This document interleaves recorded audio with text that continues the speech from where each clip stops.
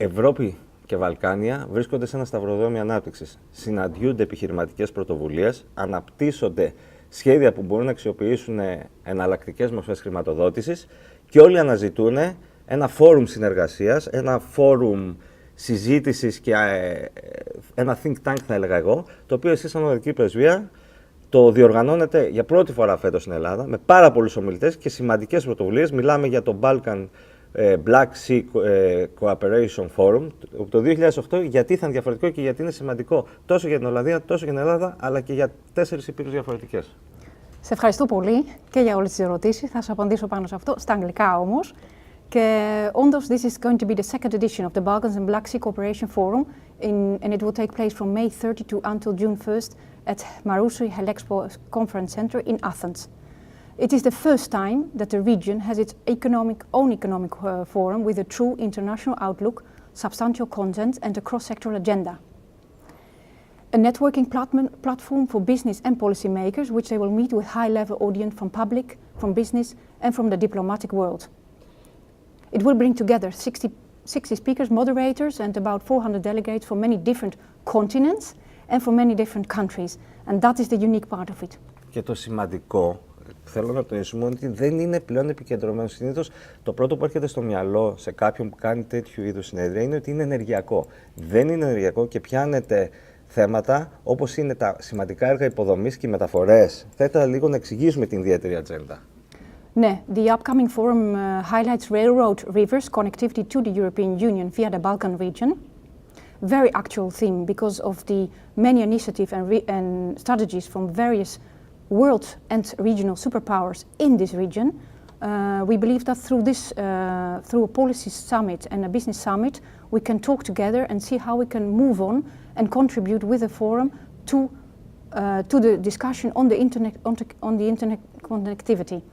So leading business and policy makers from the Balkans, from the Black Sea, from China, from Europe, from the United States and from Turkey will dialogue at this forum and strive as a stakeholder and sometimes also as a shareholder for further strengthening of local economies, bilateral and multilateral economic cooperation with and within the region.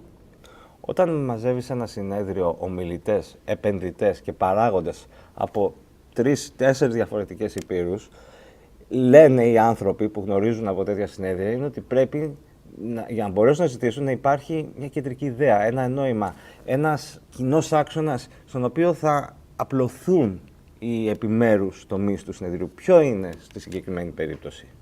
Yes, thanks for asking that. Shaping policies and doing business in the 21st century depends on a complex system of global and regional markets, on cross-border networks and interdependency with the financial markets and technology.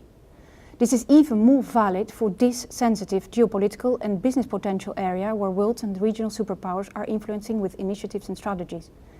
So it is within this context that this economic forum has, through its different approach, risen so high on the policy and business agenda of governments and business firms.